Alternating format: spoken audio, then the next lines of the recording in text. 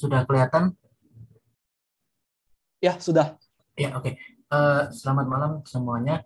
Saya dari kelompok satu. Kami dari kelompok satu, Communication satu, yang terdiri dari saya sendiri, Dimas Raffi Ramarmuzi, dan eh, teman saya yaitu Mas Krisman Yusuf, di mana kita pembagiannya adalah sebagai berikut. Eh, saya sendiri yang menjadi apa visualisasi datanya, yang membentuk menjadi graf dan membuat presentasi dan juga editing video untuk yang diuploadnya. Kemudian Mas Prisman melakukan analisis dataset, eksplorasi data, transformasinya, kemudian penyusunan proposal dan pembuatan model prediksinya. Adapun latar belakang dari penelitian kita ini, karena penggunaan data pengguna sosial media yang semakin meningkat tiap tahun berdasarkan data yang tertera di slide, dan juga kita pengen mencari tahu keterhubungan terhadap pengguna sosial media itu sendiri.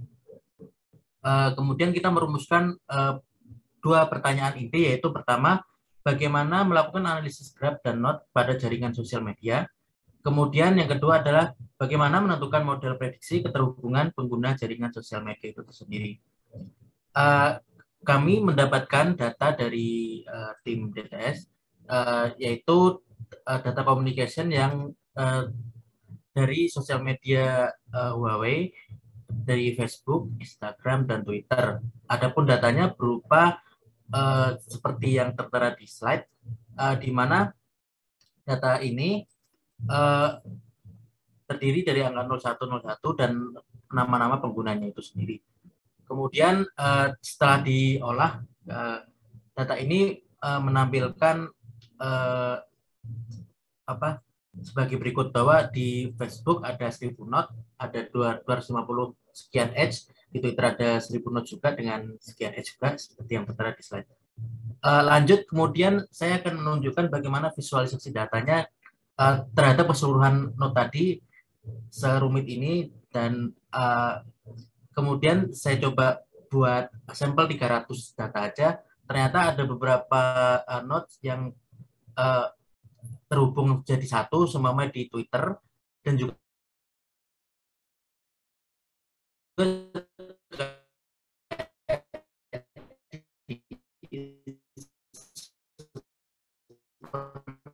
di Instagram ini ternyata ada note mencoba data. Kita menemukan edge-nya berkurang dari data yang awal. Dengan label satu ini kita asumsikan bahwa memiliki keterhubungan dengan edge yang lainnya. Selanjutnya Mas Krisna.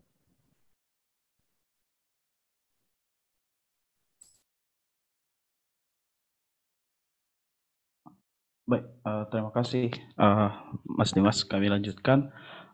Mungkin kami ambil contoh aja dulu beberapa di sini untuk evaluasinya, yakni untuk data Twitter, di mana ada kami coba menggunakan LSTM ya. Kalau di LSTM ini di sini ada beberapa layer yang kami gunakan, termasuk di situ ada apa namanya dropout-nya.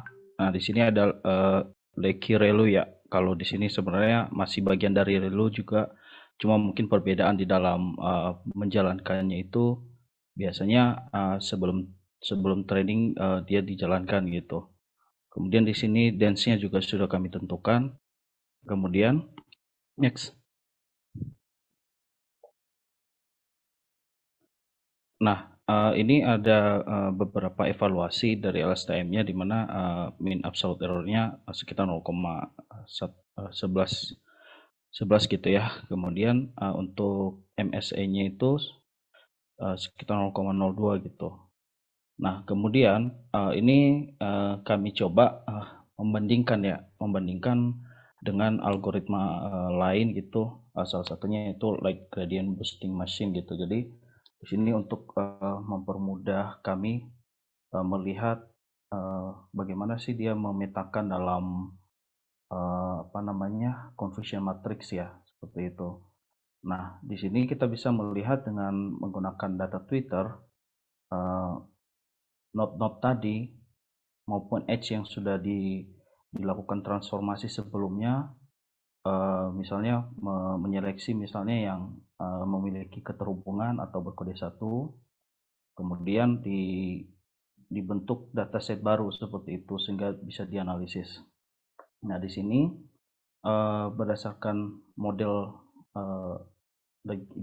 like gradient boosting machine ini, MSI-nya bisa kita lihat di sini sekitar 0,24, RMS-nya 0,49, MAI-nya 0,49, dan EUROC-nya 0,53. Mungkin masih di atas ya daripada kurva gitu, kurva simetrisnya. Memang tidak terlalu baik, tapi masih lumayan lah seperti itu. Kemudian kami lanjutkan lagi dengan data yang sama. Kami mencari ROC-nya di mana dari masing-masing media sosial itu berikut adalah nilai ROC yang bisa kami hasilkan. Ini untuk Facebook itu sekitar 0,5, untuk Twitter 0,53, dan untuk Instagram 0,54. Kalau dilihat dari tiga ini memang Instagram yang paling relasinya mungkin atau datasetnya lebih kecil gitu. Nah, kemudian nah di sini pada saat kami mencoba misalnya kami ambil sampel itu Twitter ya untuk kami paparkan. Nah, di sini bisa kita lihat bahwa bagaimana dia memprediksi keterhubungan antara seseorang itu di dalam media sosial ya, khususnya homepage perusahaan atau instansi gitu. Nah, ini salah satu bisa bermanfaat untuk melihat pola-pola dari konsumen gitu, seperti itu.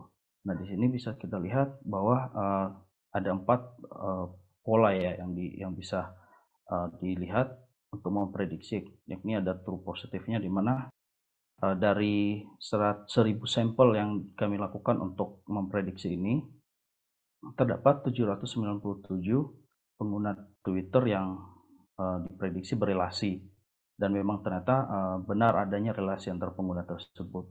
Sedangkan true negatifnya itu di mana kita memprediksi sekitar 7 pengguna saja yang tidak berelasi di Twitter, dan memang benar tidak ada relasi antar pengguna itu gitu.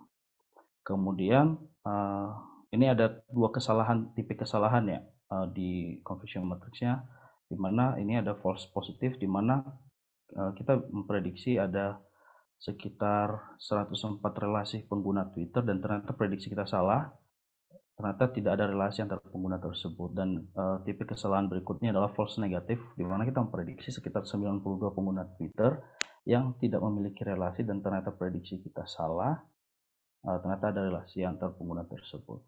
Dan terakhir kami bisa menunjukkan ROC kurvanya. Next mas. Oke, ini tadi sekitar 0,53 ya nilai ROC gitu. Nah, berikutnya kesimpulan dan saran berdasarkan dataset yang diberikan itu kita melakukan visualisasi ya berdasarkan jaringan node dan edge-nya untuk memudahkan eksplorasi data. Kemudian dengan berbagai algoritma machine learning itu kita bisa membuat prediksi keterhubungan pengguna di dalam media sosial.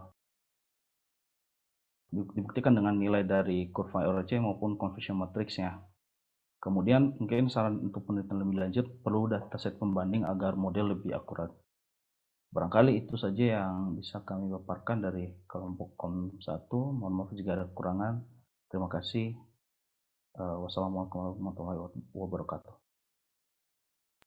Oke, jadi ada satu hal yang keren banget dari kelompok ini, itu adalah visualisasi datanya. Dan kalau misalnya teman-teman kan bagian tadi gitu ya kan, pas awal kalau pengguna satu dengan pengguna lain itu kan ada garisnya gitu ya kan. Itu sebenarnya pas di video rekaman di Sikom 1 itu belum ada gitu ya kan. Karena itu masih lama banget dikalkulasi, iya nggak Kom 1? Iya kan? Jadi ya benar. Itu berat banget, tapi Kom 1 berhasil untuk menyelesaikan masalahnya dan membuatnya macam enteng banget gitu ya. Jadi thank you banget Kom1 untuk ngerepresentasikan, dan ini bisa dibilang adalah salah satu dataset yang paling susah gitu ya. Dan paling dikit peminatnya. Tapi ya emang Aku mau karena paling nambahin susah deh, gitu. Kif. So thank you untuk Kom1. Oh ya, oke. Makasih Kak Alia. Kemarin kan data yang kita kasih waktu communication ini tuh parah ya kayaknya ya, cuman isinya 1010 kayak gitu.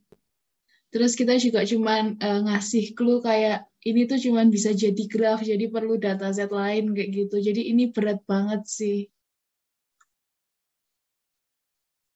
Tapi keren banget ya kelompok Kom1 nih, karena kan cuma 2 kelompok ya Kak Akira yang pilih communication nih. Ya, dan ini Kom1 berapa orang? 2 orang aja ya? Sebenarnya ada 5 atau 6 ya Mas Bisman. Oh, Yang 4. ya, 5. cuma yang ya 5. Cuma yang bisa saya hubungi yang lain, cuma yang bisa aja kita berdua. Oke. So thank you banget untuk Kom1, luar biasa. Oke, kita lanjut